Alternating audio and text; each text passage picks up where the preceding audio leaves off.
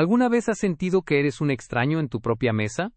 No hablo de la incomodidad de una cena navideña con parientes lejanos. Hablo de mirar a tus propios padres a los ojos y ver solo decepción, como si fueras un error de cálculo en sus vidas perfectas. Mi nombre es Julián, tengo 21 años, y hace apenas 2 horas que mi maleta está tirada en la acera mientras la lluvia empieza a empapar mis únicas pertenencias. Mi madre me acaba de gritar que soy un parásito y un fracasado sin futuro, porque reprobé cálculo integral. Lo que ella no sabe, lo que mi padre ignora mientras se frota las sienes con asco, es que ese parásito es la única razón por la que todavía tienen un techo sobre sus cabezas. Crecí en una casa donde el amor se medía en números. Un 10 en el examen significaba un buen trabajo. Un 8 significaba una hora de sermón sobre cómo terminaría limpiando baños. Mis padres son profesionales de la vieja escuela. Mi padre es contador y mi madre es jefa de enfermeras. Para ellos, la vida es una línea recta: escuela, universidad, título, oficina. Si te sales de esa línea, dejas de existir. Desde que entré a la facultad de ingeniería, mi vida se volvió un infierno. No porque no fuera capaz, sino porque mi mente estaba en otro lado. Hace 3 años empecé un proyecto en redes sociales. Algo pequeño al principio. Análisis de mercados financieros y tutoriales de software explicados de forma cínica y divertida. Empezó como un hobby para escapar de sus gritos, pero explotó. Para cuando cumplí los 20, ya estaba ganando más que ambos combinados a través de patrocinios y visualizaciones. Pero lo mantuve en secreto. ¿Por qué?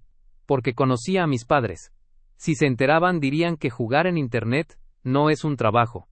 Y me obligarían a cerrar las cuentas para que me enfocara en lo real. La ironía es lo que más duele. Hace un año, mi padre perdió a su cliente principal, y la empresa de mi madre recortó los bonos. Estaban desesperados. Los escuchaba llorar por las noches en la cocina, revisando facturas de la hipoteca que no podían pagar. Me rompió el corazón. Así que hice lo que cualquier hijo agradecido haría. Creé una empresa de consultoría fantasma. Le dije a mi padre que un amigo de la universidad necesitaba un gestor administrativo, y que el pago era ridículamente alto. Aceptó sin preguntar mucho, creyendo que su experiencia lo había salvado. En realidad, cada mes, yo transfería $3,000 de mis ganancias de YouTube a esa cuenta, para que ellos pudieran seguir fingiendo que eran la familia perfecta de clase media alta. Pero hoy, la fachada se desmoronó. Llegué a casa con la boleta de calificaciones. Había reprobado cálculo. No tuve tiempo de estudiar porque estuve cerrando un contrato de $50,000 con una marca de tecnología en Nueva York. Cuando mi madre vio la F roja en el papel, algo en ella se rompió. No fue una discusión, fue una ejecución. «Ya basta, Julián», gritó, lanzando la hoja sobre la mesa. «Estamos haciendo sacrificios heroicos para pagarte esta carrera. Tu padre trabaja hasta desfallecer para un cliente nuevo que apenas conoce. Y tú ni siquiera puedes pasar una maldita materia. Eres una decepción viviente. Mamá, puedo explicarlo. Hay cosas que no saben», intenté decir con la voz temblorosa. Todavía tenía esa estúpida lealtad filial que me impedía escupirles la verdad en la cara. «¿Qué no sabemos?», intervino mi padre, levantándose de la silla con una frialdad que me caló los huesos. «Sabemos que te pasas el día encerrado en tu cuarto con esa computadora. Sabemos que no tienes ambición.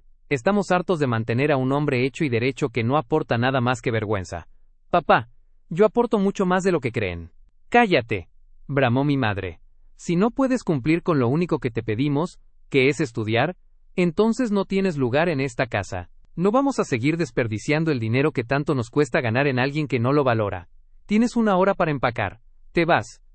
Me quedé helado. Miré a mi alrededor. La pantalla de 65 pulgadas que yo pagué indirectamente. El refrigerador lleno con mi dinero, las cortinas nuevas que mi madre presumía con las vecinas. Todo lo que tocaban, cada migaja de pan que se llevaban a la boca en ese momento, venía de mi trabajo. Y me estaban echando por un examen de matemáticas. Subí a mi habitación en silencio. Mi corazón latía tan fuerte que me zumbaban los oídos. La rabia empezó a reemplazar la tristeza. Abrí mi computadora y vi el saldo de mi cuenta bancaria comercial. Luego, entré al portal de la consultoría fantasma, que manejaba los pagos de mi padre. Mis padres querían ver qué pasaba cuando el hijo vago dejaba de ser una carga. Estaban a punto de descubrir que no era yo quien vivía de ellos, sino ellos quienes sobrevivían gracias a mí. Mientras cerraba mi maleta, escuché a mi madre decir abajo: por fin tendremos un respiro económico sin sus gastos. Sonreí con una amargura que nunca antes había sentido. Agarré mi teléfono y con un solo clic, suspendí la transferencia automática programada para el día 15. Era día 13. En 48 horas, la realidad les iba a golpear la puerta con la fuerza de un camión de demolición. Al salir, mi padre me entregó una caja con mis libros de la universidad. Espero que esto te sirva para recapacitar, dijo sin mirarme. Caminé hacia la puerta, me detuve y los miré por última vez. Estaban allí, altivos, sintiéndose moralmente superiores. No sabían que acababan de quemar el único puente que los mantenía a salvo del naufragio financiero. Tienen razón, dije con una calma que pareció inquietarlos por un segundo. A partir de hoy, no gastarán ni un centavo más en mí. Pero tengan cuidado con lo que desean, porque el respiro que esperan puede que sea el último antes de que se hundan. Cerré la puerta tras de mí. El frío de la calle me dio la bienvenida, pero por dentro, un fuego nuevo se encendía. Saqué mi teléfono y marqué el número de mi abogado. Tenía que hacer un cambio en el contrato de arrendamiento de la oficina de mi padre. Resulta que el dueño legal de esa oficina, a través de una sociedad limitada, también era yo. Esa primera noche en un hotel cerca del centro, fue la más extraña de mi vida. El sonido de la lluvia golpeando el ventanal, me recordaba que ya no tenía un hogar al que volver, pero por primera vez en años, no sentía el peso de las expectativas de mis padres asfixiándome el pecho. Me senté en el escritorio de la habitación, abrí mi laptop de alta gama, esa que ellos pensaban que era un juguete para videojuegos, y observé el panel de control de mi empresa. Tenía ante mí el mapa completo de su ruina o su salvación, y ellos habían elegido la ruina. Mi plan no nació del odio puro, sino de una necesidad de justicia. Durante años, me hicieron sentir pequeño, insuficiente y estúpido. Ahora, les daría exactamente lo que pidieron. Una vida sin mi presencia molesta, y sobre todo sin mi dinero. Pero no iba a ser algo ruidoso. Iba a ser una caída lenta, un goteo constante de realidad, que los obligara a mirar hacia el abismo, que ellos mismos habían cavado. Lo primero que hice fue llamar a Marcos, mi contador y mano derecha en la agencia de contenido. Marcos conocía la situación, pero incluso él se sorprendió cuando le pedí que ejecutara la cláusula de disolución inmediata de la consultoría fantasma. Julián, si cancelamos los servicios de asesoría administrativa hoy mismo, tu padre recibirá la notificación de terminación de contrato mañana a primera hora. Me advirtió Marcos por teléfono. No tiene otros clientes, lo sabes, ¿verdad?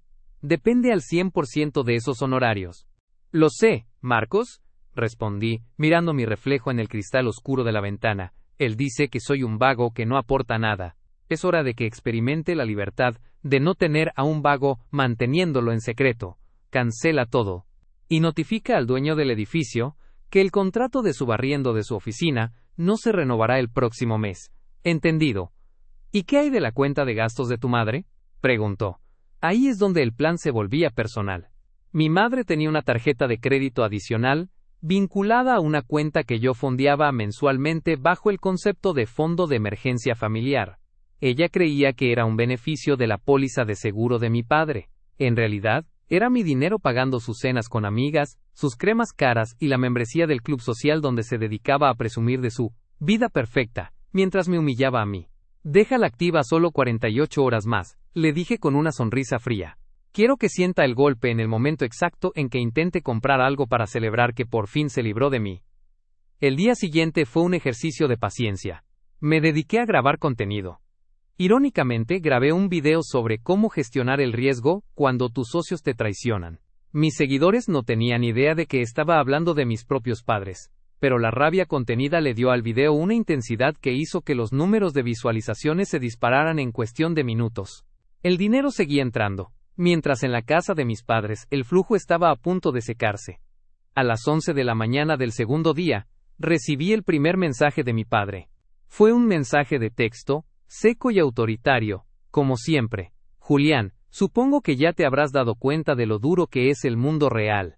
No espero que vuelvas arrastrándote todavía, pero más vale que busques un trabajo de verdad. Por cierto, hubo un error administrativo con la consultoría.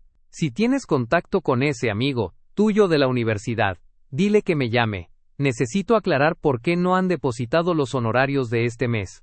No respondí. Bloqueé la notificación. Quería que sintiera la incertidumbre. Quería que revisara su bandeja de entrada 10, 20, 50 veces, pero la verdadera humillación ocurrió por la tarde. Recibí una notificación en mi teléfono. Transacción rechazada. Tarjeta terminada en 4092. Comercio. Boutique. LeBlanc. Monto. $850 estadounidenses. Mi madre estaba en su tienda favorita. Pude imaginar la escena. Ella entregando la tarjeta con esa sonrisa de suficiencia. La cajera pasándola por el terminal. El pitido de error y las miradas curiosas de las otras señoras del club. 5 minutos después, mi teléfono empezó a arder. 10 llamadas perdidas de mamá. 3 de papá. Finalmente, decidí contestar la llamada de mi padre. ¿Qué demonios está pasando, Julián?, gritó por el auricular. Se escuchaba agitado, fuera de sí. Tu madre está llorando en un centro comercial porque la tarjeta fue rechazada. Y acabo de recibir un correo diciendo que mi contrato de asesoría ha sido rescindido por falta de presupuesto. ¿Tienes algo que ver con esto? Habla ahora mismo. Me tomé un momento para beber un sorbo de café, manteniendo una calma glacial que contrastaba con sus gritos. Hola, papá, dije en voz baja. Qué curioso que me llames para temas de dinero. Pensé que yo era el parásito. Pensé que ustedes tenían todo bajo control gracias a sus sacrificios heroicos. No juegues conmigo, rugió. Esa empresa era mi sustento, y el dinero de tu madre es sagrado. Llama a tu amigo ahora mismo y dile que esto es un error. Nosotros te dimos todo, nos debes lealtad. No les debo nada. Respondí con una seguridad que lo dejó mudo por un segundo. Les di un techo, les di estabilidad, y les di lujo mientras ustedes me daban desprecio. Me echaron de casa, porque reprobé un examen de una carrera que yo mismo estaba financiando indirectamente para darles el gusto. ¿Querían ver quién soy sin su apoyo? No, papá. El experimento es al revés. Vamos a ver quiénes son ustedes sin el mío. ¿De qué hablas? ¿Qué apoyo? Tú no tienes nada. Su voz empezó a temblar. El tono de superioridad se estaba agrietando. Mañana hay una reunión en tu oficina a las 9 de la mañana, dije antes de colgar. El nuevo propietario del inmueble quiere hablar contigo sobre el desalojo. Te sugiero que lleves a mamá. Va a ser una lección mucho más valiosa que cualquier clase de cálculo integral. Colgué. El silencio de la habitación del hotel era absoluto. Sabía que en ese momento, en la casa de mis padres, el aire debía sentirse pesado, cargado de un miedo que nunca habían conocido.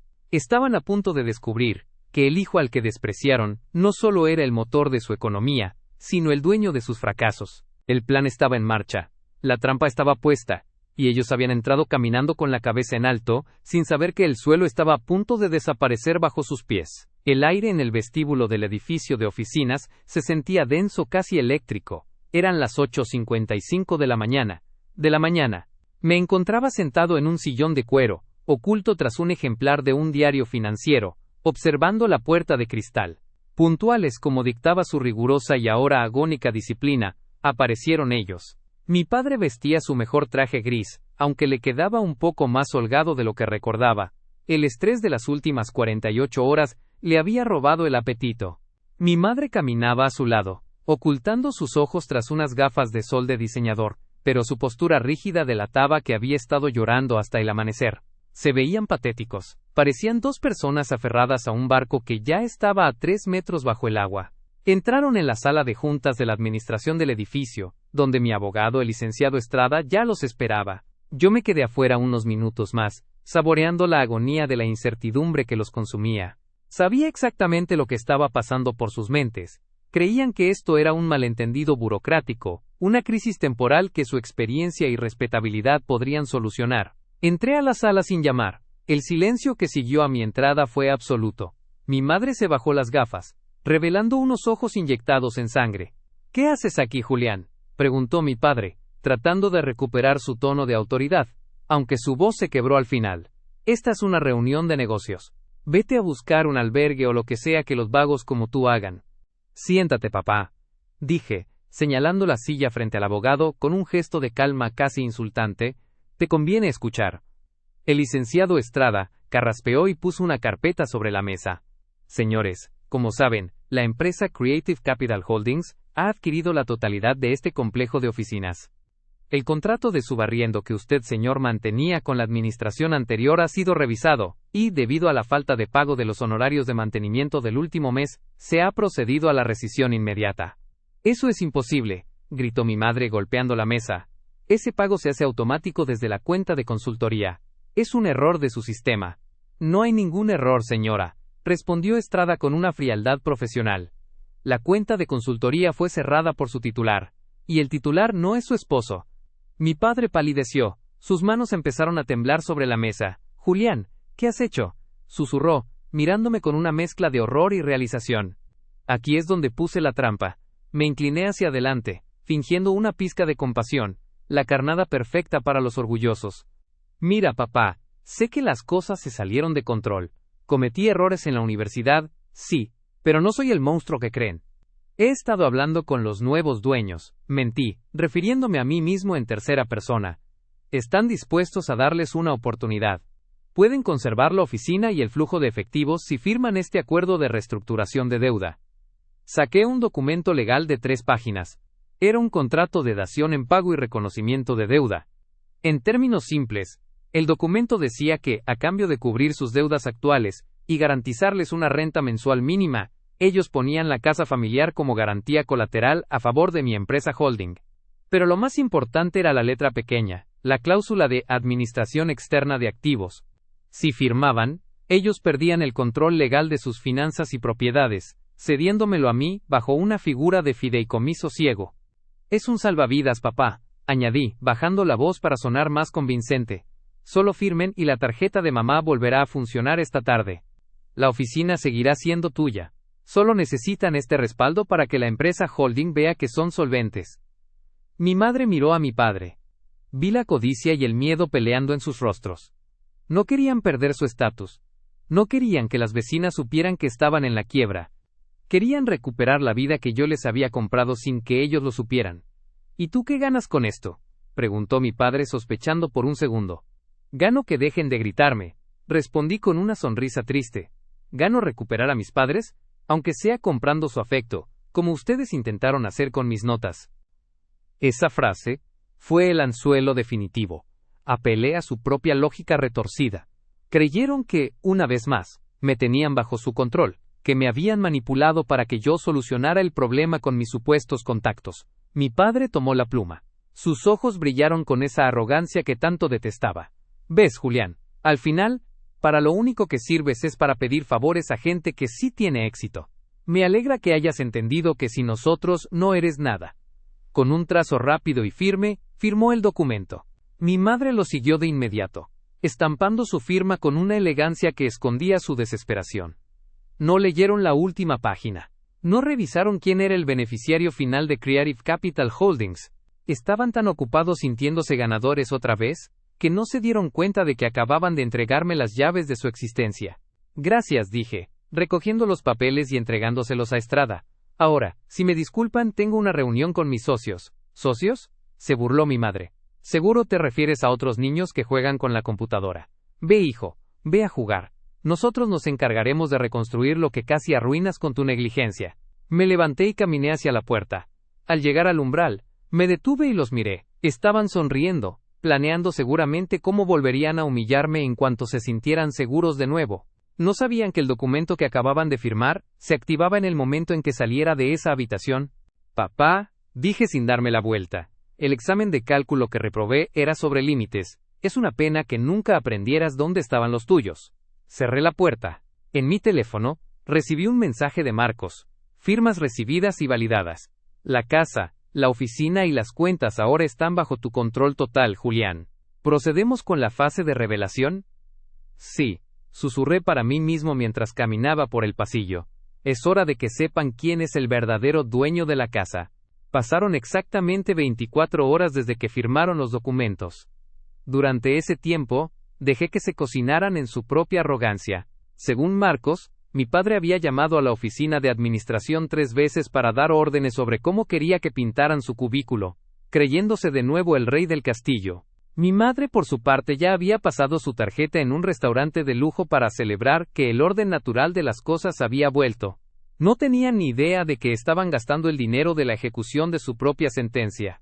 Decidí que la confrontación no sería en una oficina fría, sino en su terreno, en la casa de la que me habían echado como a un perro.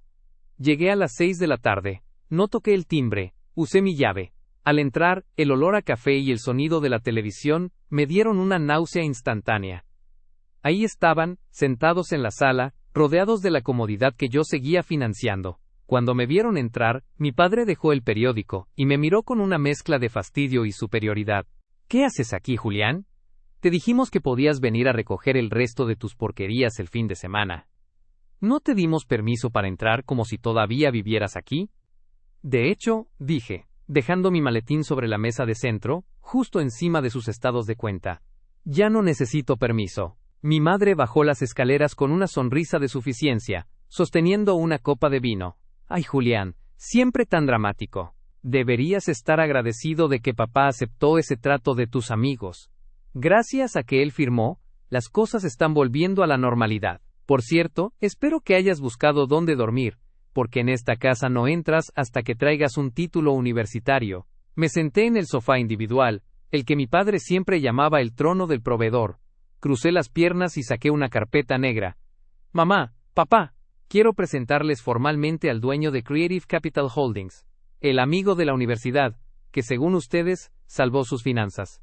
¿A qué juegas?, preguntó mi padre, enderezándose. Su instinto de contador finalmente empezó a detectar que algo no encajaba. ¿Viene hacia acá? ¿Es alguno de los socios que mencionaste? No tiene que venir. Ya está aquí. Abrí la carpeta y giré el documento constitutivo de la empresa. En la sección de Accionista único y beneficiario final, resaltado en amarillo, estaba mi nombre completo, Julián Andrés Rivera. El silencio que siguió fue tan pesado que se podía escuchar el segundero del reloj de la pared. Mi padre tomó el papel con manos temblorosas. Sus ojos escaneaban el documento una y otra vez, buscando un error, una mentira, algo que le devolviera el control del mundo que conocía. ¿Esto es una broma?, susurró con la cara roja. ¿De dónde sacarías tú? Esto es falso. Tú solo juegas en Internet. Tú no tienes. Tengo más de 3 millones de seguidores, papá. Lo interrumpí con una calma absoluta. Tengo contratos con marcas internacionales que pagan en un mes lo que tú ganas en 3 años. He estado pagando tu hipoteca, los servicios de esta casa y las tarjetas de mamá desde hace 18 meses, a través de esa consultoría que tanto presumías. Mi madre soltó la copa de vino. El cristal se hizo añicos contra el suelo, manchando la alfombra blanca que yo mismo había pagado el año pasado. ¿Tú? ¿Tú nos estuviste dando limosnas en secreto?, chilló ella pasando del shock a la furia. ¿Cómo te atreves? Nos engañaste, nos hiciste quedar como idiotas. No, mamá, respondí mirándola fijamente. Ustedes se hicieron quedar como idiotas solos. Yo solo les di el dinero que necesitaban para mantener sus apariencias.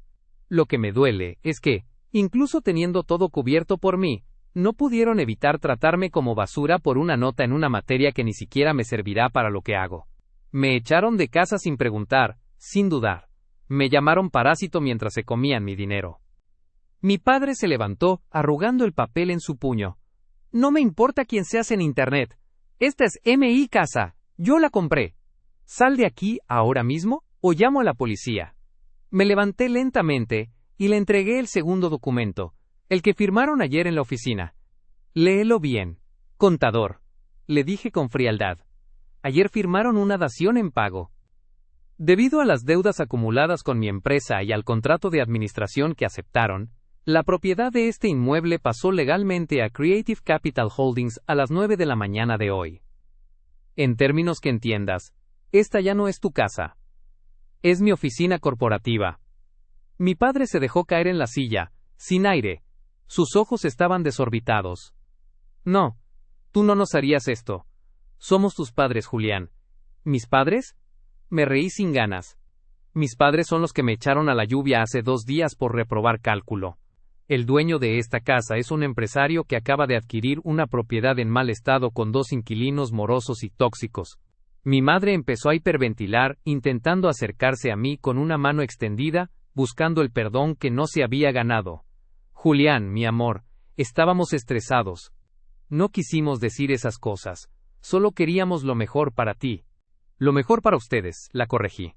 Querían el estatus de tener un hijo ingeniero mientras vivían de mi éxito invisible. Pero se acabó el secreto. Y se acabó el apoyo. Saqué mi teléfono y envié un mensaje. A los pocos segundos, 2 hombres con uniforme de mudanza golpearon la puerta principal. Traían cajas y herramientas. ¿Qué es esto?, preguntó mi padre con voz de derrota total. Es el inicio de la remodelación, respondí. He decidido que este cuarto será mi nuevo estudio de grabación.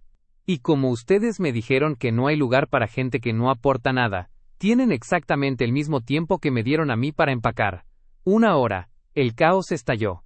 Mi madre empezó a gritar insultos y súplicas alternadas, mientras mi padre se quedaba mirando a la nada, dándose cuenta de que el hijo vago no solo había aprobado el examen de la vida real, sino que se había convertido en su dueño. Ver a mis padres desmoronarse en el mismo sofá donde tantas veces me llamaron inútil, fue una experiencia extrañamente silenciosa. No hubo música de suspenso, solo el sonido de los hombres de la mudanza comenzando a descolgar los cuadros de la pared.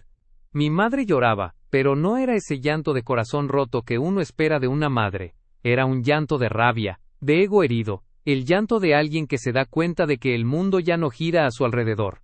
No puedes hacernos esto, gritaba ella siguiendo a uno de los cargadores. Ese jarrón es una herencia. Déjalo donde está. Ese jarrón, dije cruzándome de brazos desde el centro de la sala, fue comprado con el bono de Navidad de la consultoría. Técnicamente, es propiedad de la empresa. Pero quédatelo, mamá. Quédatelo para que cuando lo veas en el pequeño departamento que vas a tener que rentar, te acuerdes de quién lo pagó. Mi padre, mientras tanto, intentaba marcar números en su teléfono con dedos torpes. Estoy llamando al abogado de la familia, Julián. Esto es extorsión. Nos obligaste a firmar bajo coacción. Ningún juez va a validar que un hijo deje a sus padres en la calle. No los estoy dejando en la calle, papá. No seas melodramático, respondí con una calma que lo enfurecía aún más. En la carpeta que te di, hay un contrato de arrendamiento para un departamento de 2 habitaciones a las afueras de la ciudad. El primer mes ya está pagado. Es modesto, limpio, y sobre todo acorde a sus ingresos reales, no a los que yo les inventé. ¿A las afueras? Mi madre se detuvo en seco, con el rostro desencajado. Ahí no viven nuestras amistades. ¿Cómo voy a explicar que nos mudamos allá?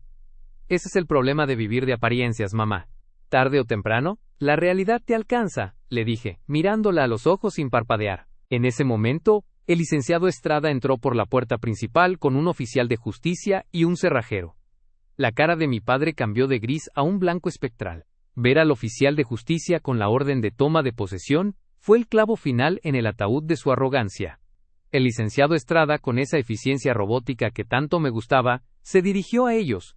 Señor y señora Rivera, los documentos que firmaron ayer incluyen una cláusula de renuncia al derecho de usufructo inmediato en caso de insolvencia técnica. Dado que las cuentas personales de ambos están en números rojos y la propiedad ya ha sido transferida a Creative Capital Holdings, la posesión del inmueble es efectiva a partir de este momento. El nuevo propietario les otorga 60 minutos para retirar efectos personales. Muebles y línea blanca quedan como garantía por la deuda pendiente de mantenimiento. Mi padre se desplomó en el suelo, no por un ataque, sino por la pura debilidad de saberse derrotado. Todo este tiempo, susurró, mirando el suelo. Todo este tiempo nos estuviste manipulando. No, papá. Todo este tiempo los estuve salvando. Lo corregí, agachándome para quedar a su altura.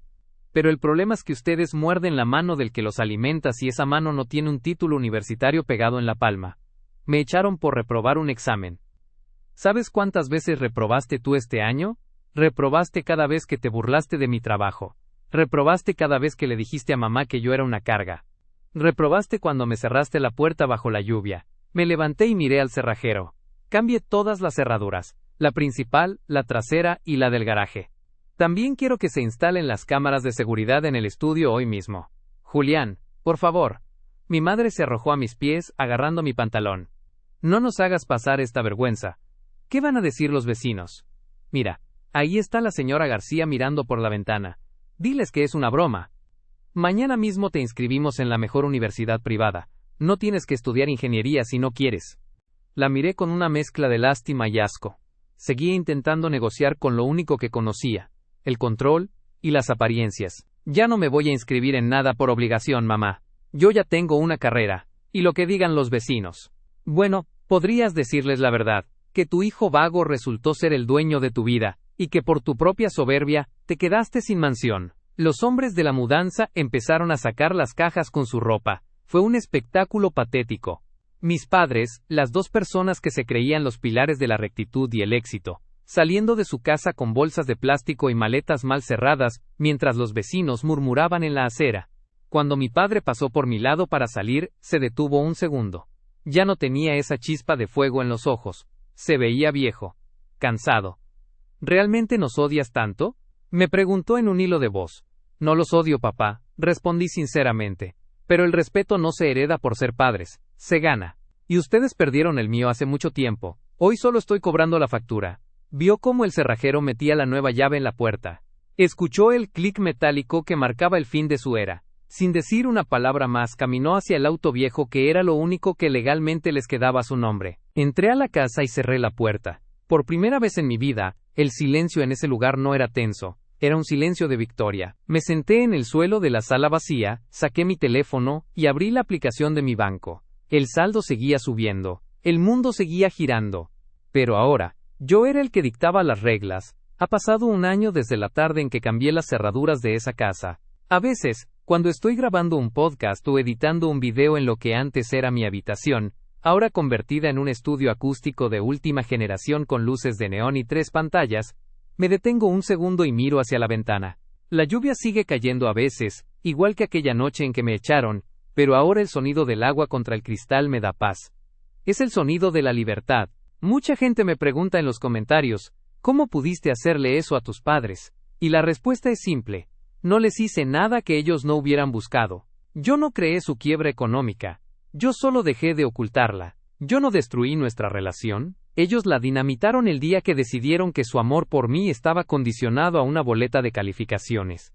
¿Qué pasó con ellos? Bueno, la realidad es un maestro muy cruel cuando te toca aprender sus lecciones a los 50 años. Viven en aquel departamento que les renté. Mi padre tuvo que buscar un empleo real. Ahora es auxiliar contable en una firma pequeña, bajo las órdenes de un tipo que tiene mi edad. Me han contado que es humillante para él, pero es el baño de realidad que necesitaba. Mi madre ya no frecuenta el club social. Resultó que sus amigas desaparecieron en cuanto se enteraron de que ya no tenía la tarjeta dorada ni la mansión para organizar cenas. A veces me envían mensajes. Mi madre escribe textos largos, llenos de "te extrañamos" y "siempre fuiste nuestro orgullo", pero ambos sabemos que es el hambre la que escribe, no el corazón. Mi padre es más parco. De vez en cuando me pide consejos sobre inversiones en Internet, tratando de salvar un poco de dignidad. Les envío un cheque mensual para que no les falte comida ni salud, porque a diferencia de ellos, yo no dejo que la gente que me importa, o que me importó, se hunda en la miseria absoluta. Pero no hay vuelta atrás. El puente que quemaron esa noche de lluvia, no se puede reconstruir con dinero. La casa ahora es el centro de operaciones de mi agencia. Mis empleados caminan por los pasillos donde antes yo caminaba con miedo a ser gritado. Hay risas, hay café, hay creatividad. He convertido un mausoleo de expectativas rotas en un templo de éxito moderno. Y sí, finalmente terminé la carrera de ingeniería, pero lo hice a mi ritmo, por mi cuenta, y solo para demostrarme algo, que las matemáticas son exactas, pero la vida no. En el examen final de cálculo, el que repetí meses después, obtuve la nota máxima. Cuando vi el resultado en la pantalla, no sentí la necesidad de llamar a nadie para presumirlo.